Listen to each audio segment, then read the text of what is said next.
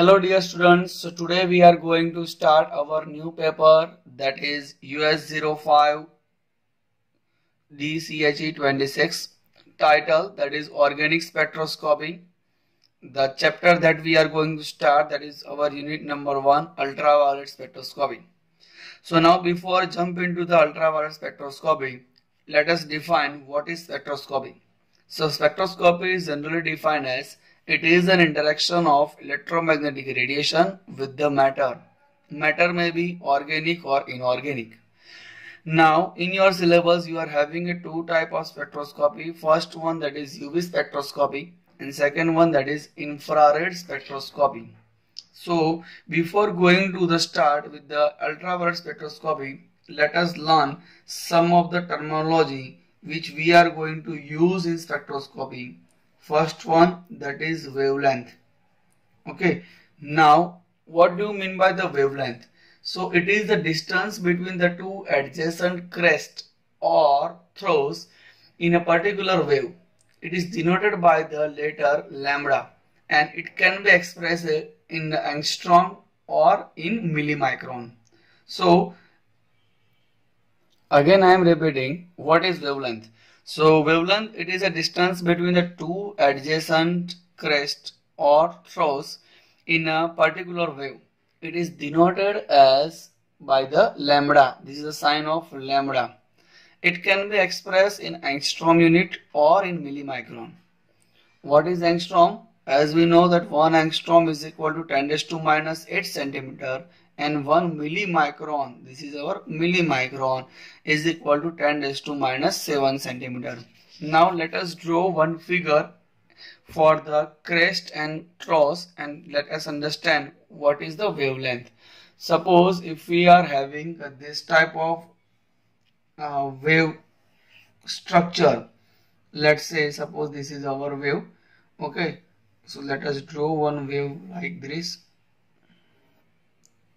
Okay, so now here we are having a, let's say, alpha.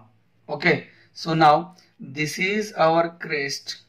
So now the distance between the two crests, that is denoted as lambda. Okay, now distance between the two crests, that is denoted by the lambda. Similar way, the distance between the two, what we can say, troughs, that is also denoted by the lambda. Now this distance, it is known as wavelength. Okay, you have to remember this term. Now this distance, that is known as lambda, this is also lambda.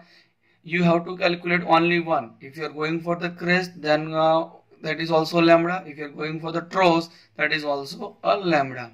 Okay, now let us understand one new terminology, that is wave number. Okay, second one, that is our wave number. Okay, now what do you mean by the wave number?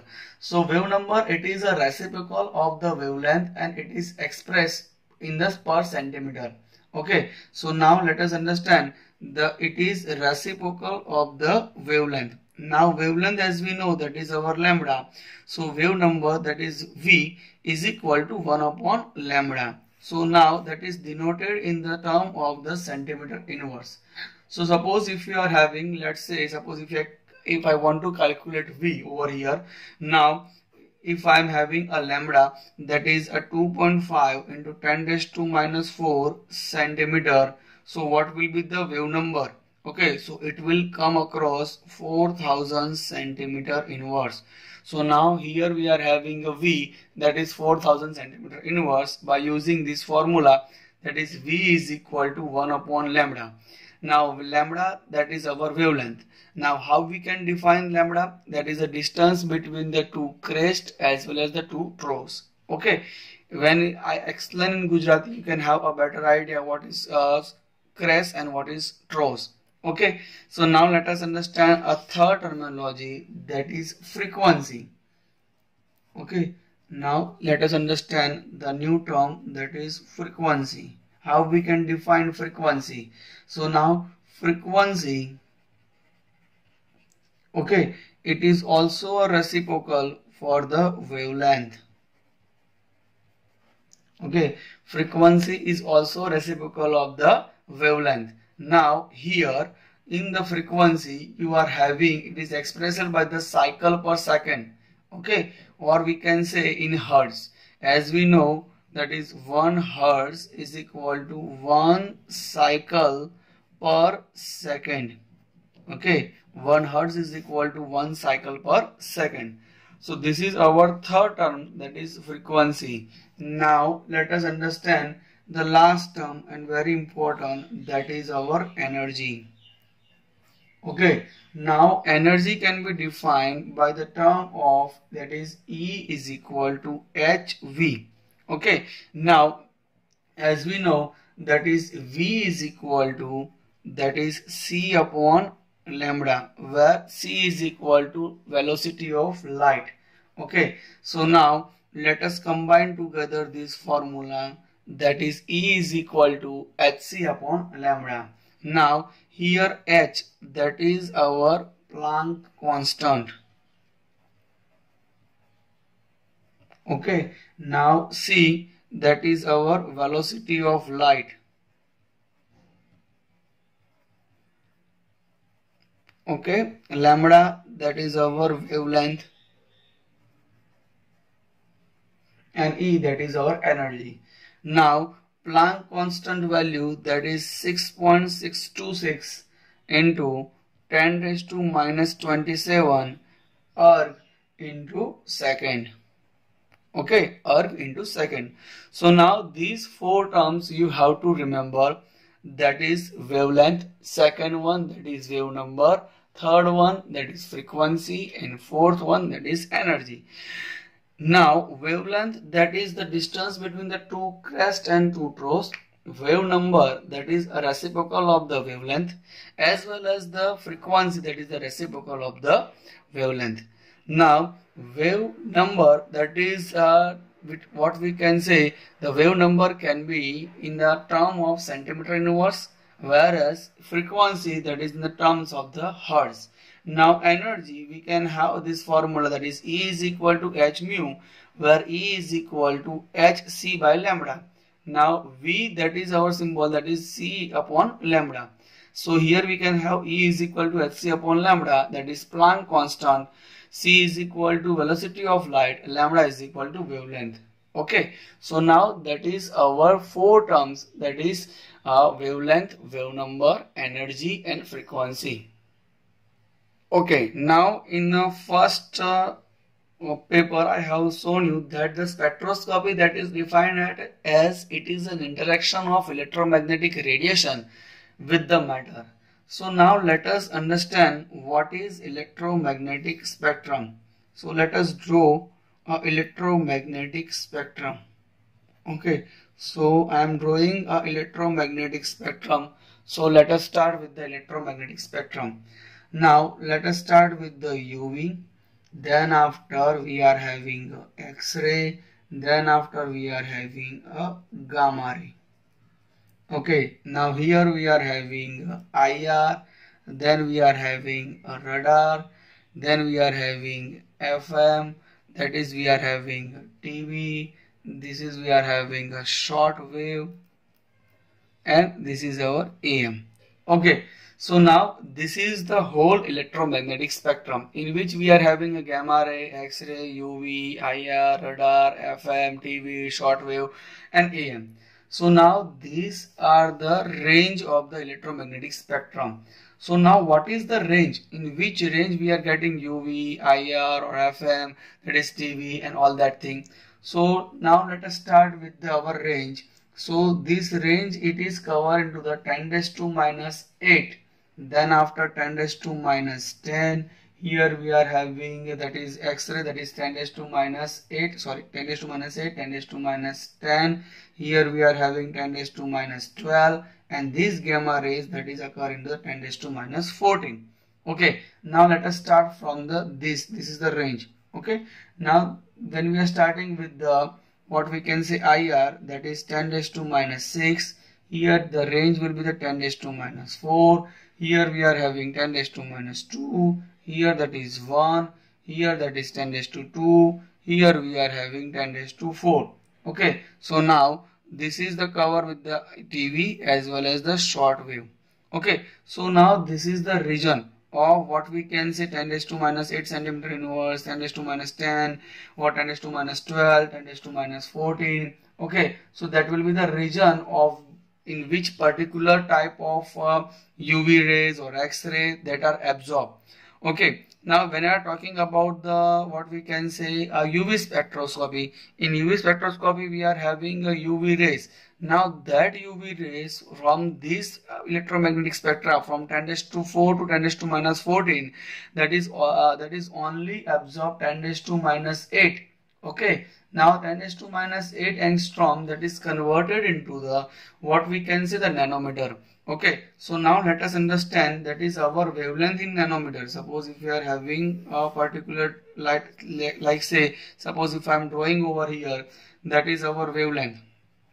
Okay, now this wavelength, suppose if we are talking about the nanometer, so what will happen over here? So here we are having a 400 nanometer, this is our 500 nanometer, this is our 600 nanometer, and this is our 700 nanometer.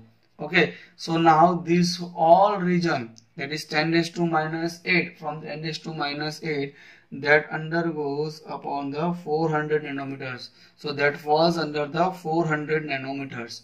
Okay, now let us start from this IR rays that falls under the 700 nanometers.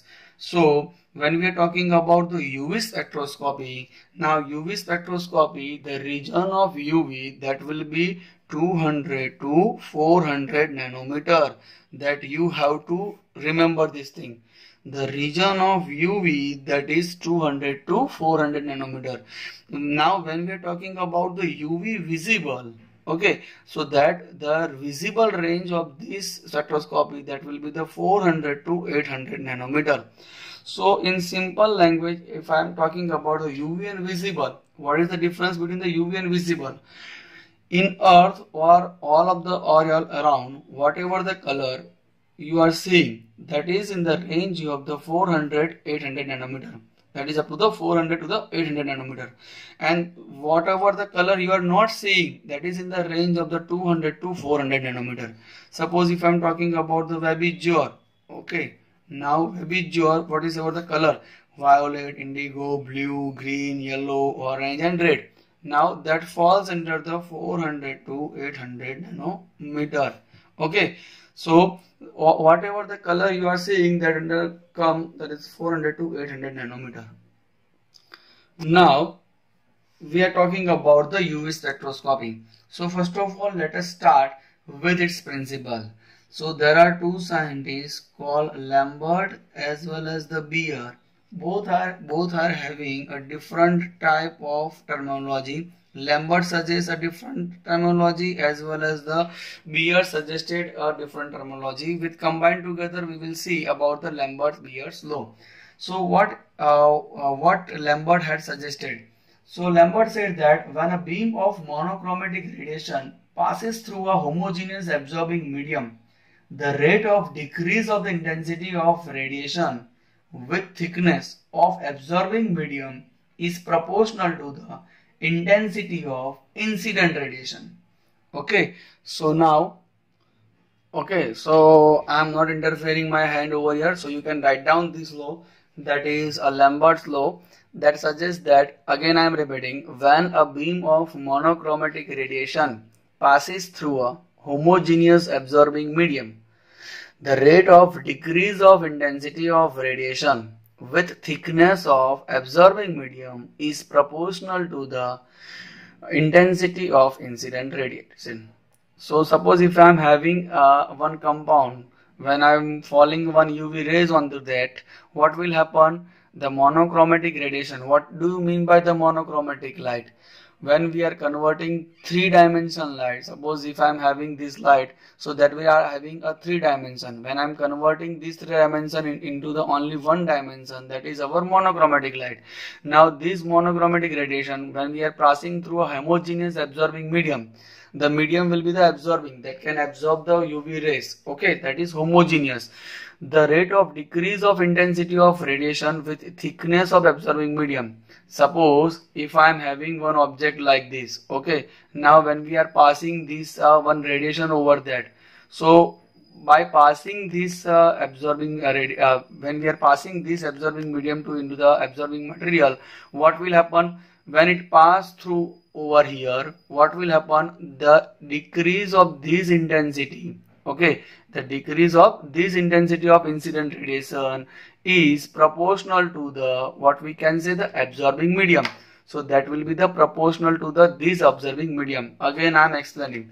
Suppose if I am having one object like this, when this is our object, that is our absorbing medium. Now this is our incident radiation. Now this incident radiation, when it falls to the absorbing medium, okay, now when it passes through this object, that is our absorbing medium, when it passes through like this, okay, now whatever the intensity that will be decreased over here, that is proportional to the this object, that is our absorbing medium. Okay, now clear? This is what we can say, this is our monochromatic radiation, that pen. Now this object, that is our absorbing medium. Now this what we can say, this incident radiation, when it passed through this object, now when we are having this intensity at the end we are having this intensity. Now there is a decrease in the intensity of that radiation. Now that proportional to the this object, that is our what we can say, the absorbing medium. So that I am symboling over here, that is minus di upon dx is equal to ki. Okay, another scientist, that is Beer, who said that when a beam of monochromatic radiation is passes through a solution of an absorbing substance, the rate of decrease of intensity of radiation with the thickness of the absorbing solution is proportional to the intensity of incident radiation as well as the concentration of the solution. So now let us understand. Okay, again I am repeating. You can write down over here. Suppose if you are talking about the Beer's law, then we can say that when a beam of monochromatic radiation is passes through a solution of an absorbing substance, the rate of decrease of intensity of radiation with the thickness of the absorbing solution is proportional to the intensity of incident radiation as well as the concentration of the solution.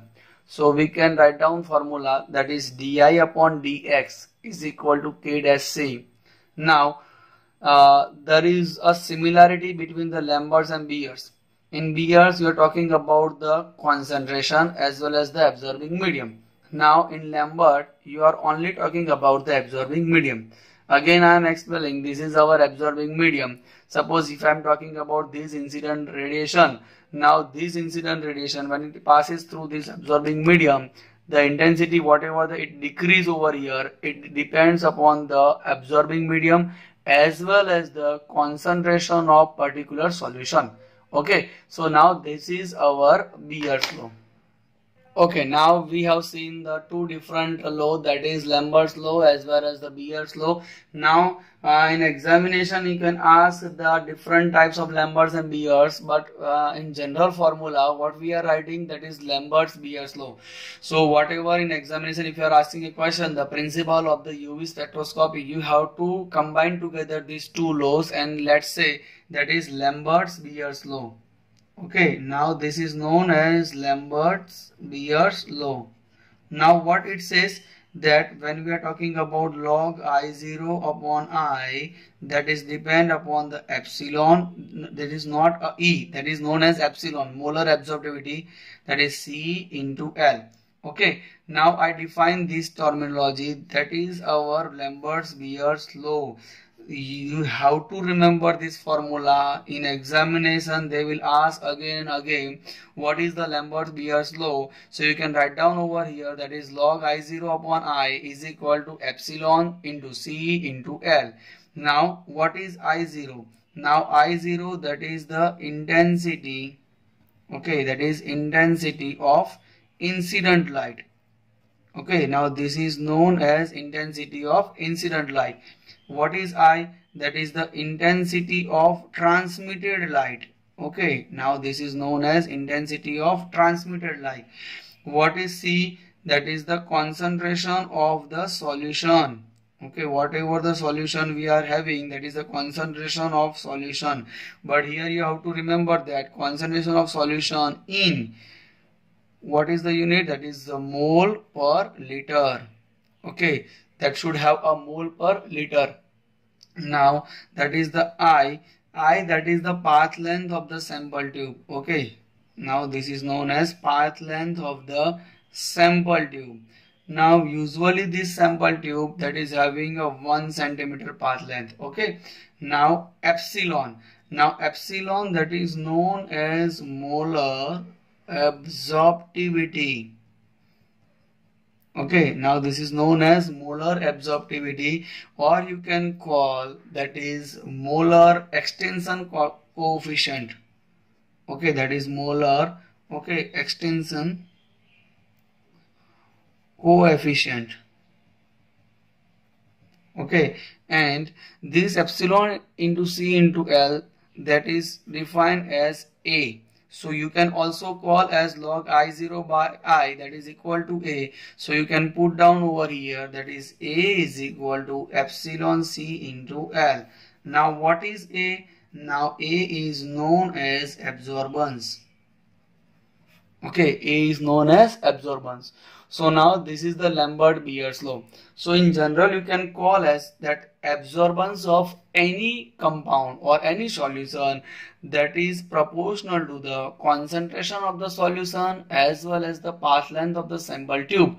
That is known as what we can say Lambert-Beer law. Okay, again I am repeating, the absorbance of the solution that is depend on the concentration of the solution as well as the path length of the sample tube, that is known as Lambert-Beer's law. Okay, now Lambert-Beer's law also having a limitation. So now let us understand what is the limitation. Now this law cannot be applied when we are having a two different form of the compound. Like suppose if you are having a keto form as well as the enol form in equilibrium. So for the keto and enol compound, this law cannot be applied. Second one, that is when a fluorescent compound is present.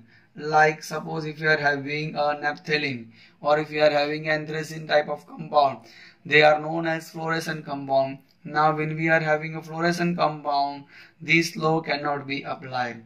Third one, that is when a solute and solvent form a complex through some sort of association. Suppose if you are having a solute, okay, like suppose if you are having a solute and solvent, okay, I can suppose say that what is solute and solvent. Suppose when we are having sugar and when we are dissolving into the water, that will make a solution. Now in that solute, that is a sugar, solvent that is water, and by combining together we are forming a solution that is known as solution. So now when solute and solvent, if they are forming a complex, okay, if they are forming a complex, at that time we cannot apply a Lambert-Beer's law. So this is our Lambert-Beer's law, and it's what we can say that is the limitation of the Lambert-Beer's law. Okay, thank you for watching it. Hello.